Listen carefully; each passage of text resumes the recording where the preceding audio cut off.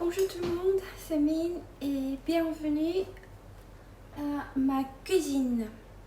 Annyeong.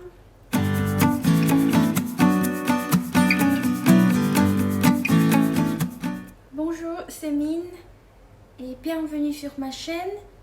Et ici, c'est chez moi à Séoul. Du coup, c'est la cuisine de plutôt ma mère. Et ici, c'est mon petit chat Yaongi. Ouais, on va parler de la cuisine coréenne aujourd'hui. Moi, je suis coréenne d'origine Séoul et j'ai habité en Europe depuis 2014, surtout en Belgique et en France. Et grâce à la vague coréenne, je vois de plus en plus des gens qui sont intéressés sur la culture coréenne, particulièrement sur la cuisine coréenne. Personnellement, je trouve que c'est beaucoup plus facile à trouver des magasins ou restos coréens ou asiatiques en général, comparé qu'il y a 6 ans. Mais on me demande toujours de quoi on doit acheter pour commencer à cuisiner, parce que les ingrédients, les épices qu'on utilise en cuisine coréenne sont bien différents qu'on utilise en Europe. Du coup, dans cette vidéo aujourd'hui, je vais vous montrer les 3 épices basiques que vous avez besoin et comment vous pouvez les choisir quand vous étiez au magasin coréen ou asiatique. Le premier, c'est 간장. Il est là, c'est la sauce soya. Comme vous avez déjà vu quelque part, j'imagine, c'est une épice qu'on utilise très souvent partout en Asie de l'Est, en Corée et aussi en Chine, au Japon. Et la marque basique que vous pouvez trouver au magasin, c'est Sempyo ou Cheongjongwon. Ici, moi, la mienne, c'est Cheongjongwon. Et vous allez probablement voir les 3 types en gros. 양조간장, 국간장 et 진간장. 양조간장 est pas pour cuisiner en fait, mais il faut juste utiliser comme la sauce pour tremper les poissons ou frites. Donc ils sont beaucoup plus légers et sucrés. C'est un peu comme que vous pouvez trouver dans votre sushi pay quand vous faites en livraison leur petit sauce de poisson. C'est comme, un peu comme poisson, je sais pas comment dire, c'est plutôt 양조간장. Et le deuxième type, c'est 국간장, on appelle aussi 조선간장. C'est pour épicer la bouillon. La couleur est plus claire parce que quand on utilise 간장, la sauce soya, les ingrédients sur la soupe, dans la soupe, sont teintés trop foncés des fois. Du coup, pour épicer la bouillon, on utilise 조선간장 ou 국간장, ce qui est plus clair que les autres. Et la dernière option, c'est 진간장. Ce que j'en ai ici, c'est 진간장. En fait, c'est 양조 et 진간장 qui sont mélangés, je crois. C'est ce qu'on utilise le plus. Il est une sorte de mixte. Du coup, vous pouvez les chauffer pour la bouillon ou aussi pour la sauce. Donc, si vous n'allez pas acheter tous les 3 types, je vous conseille d'acheter 진간장.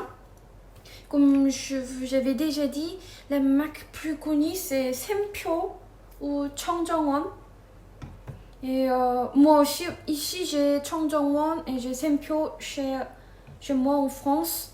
Et j'ai jamais acheté les autres types, mais j'utilise tout le temps celui-là, 진간장, pour toutes les sortes de cuisine. La deuxième, c'est 참기름. Elle est comme ça. C'est l'huile de sésame.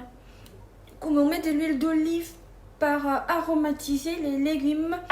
En Corée, on utilise 참기름, l'huile de sésame, pour tous les différents types de cuisine. Il y a cette recette qu'on met au milieu de l'étape, ou on peut aussi mettre à la fin de cuisine pour lui donner un peu plus de saveur. Mais c'est pas recommandé de lui chauffer.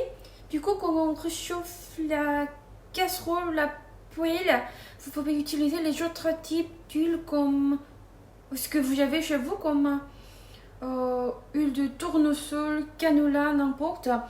comme vous voulez, mais pas celui-là. 참기름, il n'est pas pour chauffer. Et vous pouvez trouver 참기름 dans les magasins asiatiques assez facilement. La marque coréenne la plus connue, c'est Pexol, ou l'autre, c'est Otugi. Ici, moi, j'en ai Pexol chez moi. Et la grande portion est venue en canette comme ça. Et les petits sont souvent en bouteille vert. La couleur un peu plus brun ou noir bien foncé. La dernière épice, c'est gochugaru. C'est les poudres de piment. En fait, on a plein de types de piments partout dans le monde, mais le piment rouge et piquant n'est pas le même type de piment qu'on utilise en Europe, enfin, la plupart des autres régions. Du coup, c'est un peu particulier, c'est des piments coréens. Donc, c'est important d'acheter une marque coréenne. Ils sont vendus dans les paquets plastiques en sachet, comme ça, ou dans les boîtes plastiques, des fois, un peu comme ça. C'est comme vous voulez. Si jamais, vous pouvez toujours utiliser les marques japonaises ou chinoises, mais ils sont beaucoup moins forts que ce qui sont de Corée. Du coup, vous devez peut-être mettre un peu plus qu'on met sur la recette.